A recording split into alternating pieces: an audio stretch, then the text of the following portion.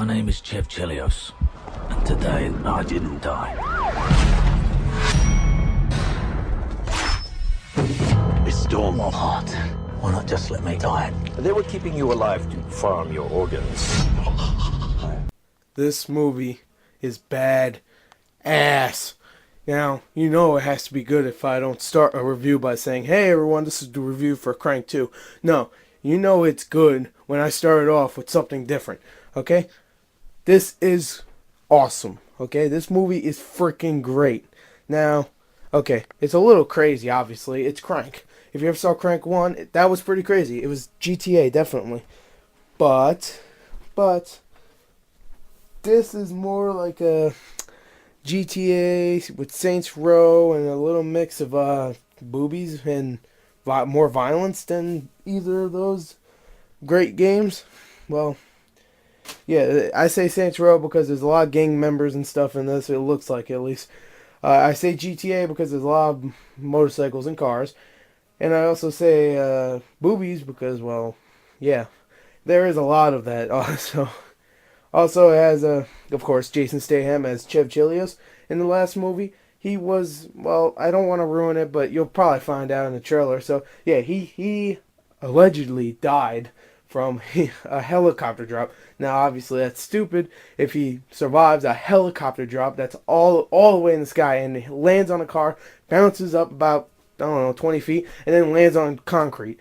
And he has not a scratch on him, except he has a little blood coming out of his eyes. That's it. So yeah, Chev Chelios is that badass, or maybe just Jason Statham. Seeing that, I don't really know any movie he died in besides the movie War.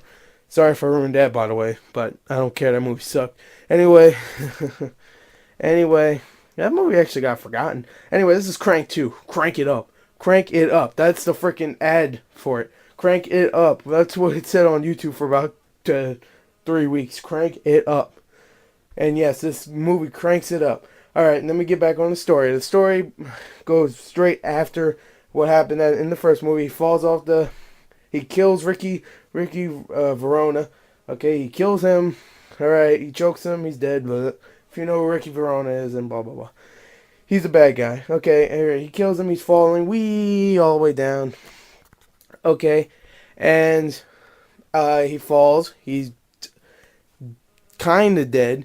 So yeah, they a bunch of triads grab him, replace his heart with a what the fuck is it called?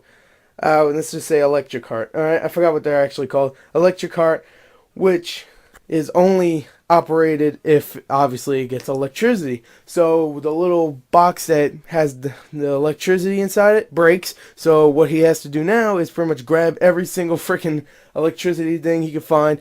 Dog collars that zap him. Of course, like electricity boxes, zappers the tasers from cops, all that stuff. Also, there's way more nudity in this, but let me get on to that. Let me go into the story. He's pretty much doing this also. He can pretty much get his heart back from, now I don't really remember the guy's name. I think his name is the Ferret, played by Clifton Collins Jr. I never really saw him in that many movies, but I heard he was pretty good, and he was actually really funny in this. He wasn't in it that much, though. Yeah. Also, returning is, Pedro. I forgot his name, though. It was like Efron Ramirez, I think. Yeah. Yeah, Pedro from the first movie. You're probably going, if you saw the first one, how the hell is he in this? He died. Well, actually, he plays his twin brother, Venus, I think, Venice or something like that, who is pretty much trying to get revenge, even though Chev Chelios killed everybody that killed him. So, yeah, he's pretty much getting revenge for nothing. So yeah, that's his little story. Now, the story, it doesn't matter, okay? The whole thing is action, so it's action. Action, everything. Oh my god, there's so many good scenes. Let me tell you how crazy this movie is. Just one part. There's one part that was crazy. I'll just tell you, and you'll know it's like, oh yeah, that's crazy. Okay? There's a gunfight in a strip club, okay? Alright, whatever. Saw that before. But, alright, stripper gets a gun out, starts shooting it. She gets shot in her tits.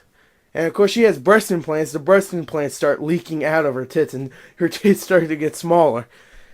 That's pretty crazy. I don't want to tell you any of the other crazy parts, but there's a lot of big chinned gorilla suited state hams around, and you'll see what I'm talking about after you see the movie. Well, Stayham does have a big chin, but you'll see what I'm saying later. I know this review ain't the greatest. My throat still hurts a little bit. You can kind of tell. I kind of sound like Shawn freaking Michaels. So yeah, I don't know what the hell's wrong with him. He had a hurt throat his whole life. Anyway, what else can I talk about? The action. That's all it is, really, is 80 minutes of action. If I have to say anything bad, it ends too fast. That's it.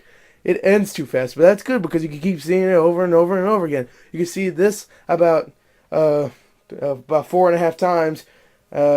It's you can watch it about 4 Ds as long as the Watchmen was. Watchmen was like 3 hours. This is 80 minutes, so of course you can watch 2.